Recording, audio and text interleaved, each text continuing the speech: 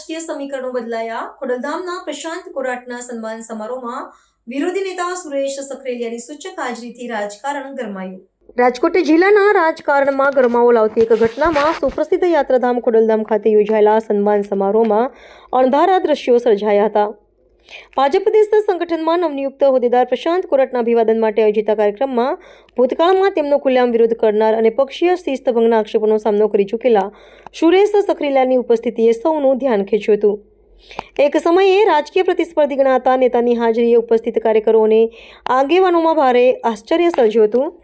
વિગતવાર વાત કરીએ તો ગત વિધાનસભા ચૂંટણી દરમિયાન સુરેશ સખરેલિયાએ પક્ષના સત્તાવાર ઉમેદવાર પ્રશાંત કોરાટ સામે ખુલ્લેઆમ મોરચો માંડ્યો હતો અને પ્રચારમાં વિરોધી ભૂમિકા ભજવી હતી. જોકે ખોડલધામના આંગણે યોજાયેલા સમારોહમાં સખરેલિયા માત્ર હાજર જ નહોતા રહ્યા, પરંતુ સન્માન કાર્યક્રમમાં સક્રિય ભાગીદારી પણ નોંધાવી હતી. આ ઘટનાક્રમને પગલે જેતપુર પંથકના રાજકીય સમીકરણોમાં મોટા ફેરફારના સંકેતો મળી રહ્યા છે અને આ બંને નેતાઓ વચ્ચેના મતભેદો દૂર થયા હોવાની ચર્ચાએ જોર પકડ્યું છે. રાજકીય વિશ્લેષકો આ મિલાપને આવનારી સ્થાનિક અને જિલ્લા કક્ષાની રાજનીતિ માટે અત્યંત મહત્વપૂર્ણ ગણાવી રહ્યા છે. વિરોધી જૂથના નેતાનું અચાનક સમર્થનમાં આવવું એ પક્ષના આંતરિક જૂથવાદનો અંત સૂચવે છે કે કેમ તે પ્રશ્ન અત્યારે ચર્ચાના કેન્દ્ર સ્થાને છે. આગામી સમયમાં જેતપુરના રાજકારણમાં નવો ધરી રચાય છે કે કેમ અને સંગઠનની કામગીરી પર તેની શું અસર પડશે તેના પર સમગ્ર જિલ્લાની નજર મંડાયેલી છે.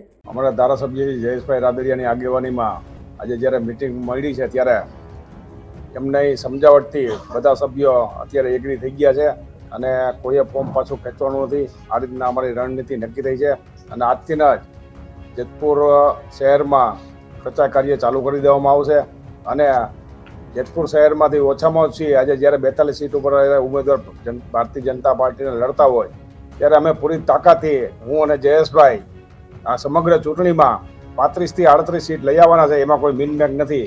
આ અમારી તૈયારી છે. સુરેશભાઈ, જે રીતના નામ કમી કરવા જે હટાવવાની વાત પ્રદેશના કોઈ જેતપુરના નેતા, તેની સામે આગામી સમયમાં કાર્યવાહી કરવા માટેની માંગ કે કોઈ પછી ચૂંટણી પછી કે પહેલા? એ ચૂંટણી પછી નક્કી થશે. અત્યારે તો કોઈ આવી કોઈ ચર્ચા નથી. એ સમય આવે ત્યારે અમે નક્કી કરીશું. કોણ હોઈ શકે આગેવાન? આમ કહી શકો અમારા યુવા ભાજપના પ્રમુખ જ છે પ્રશાંતભાઈ કોરાટ. એમાં મારી ટિકિટ કાપવામાં એવો ઈ જ છે. પ્રશાંતભાઈ કોરાટ જ છે. તમારી સાથે શું રાખશે? અમારી સાથે રાગદ્વેષ ન હોય. જયેશભાઈ રાદડિયા અને સુરેશભાઈ સખરેલિયા બે વચ્ચે કેવી રીતના અંતર વધે એના માટેના પ્રયાસ છે. અમે ભારતીય જનતા પાર્ટીના સૈનિક છે. જ્યારે જસુબેન કોરાટ 2000 જ્યારે ધારાસભ્ય હતા ત્યારે જેતપુર શહેરની લીડ માત્ર 2000 મતની આવતી. અમે ભારતીય જનતા પાર્ટીના સૈનિક તરીકે આજે જ્યારે કાર્ય કરીએ ત્યારે જેતપુર શહેરની લીડ અત્યારે 30,000 મતે પહોંચી છે. ભાજપને જ નબળું પાડવાની કોશિશ કરી રહી છે. પ્રશાંતભાઈ કોરાટ સંપૂર્ણ ભાજપ જેતપુર શહેરમાં ભાજપ પાર્ટી કેવી રીતના પતી જાય એના માટેના સંપૂર્ણ એને પ્રયાસ કરેલ છે.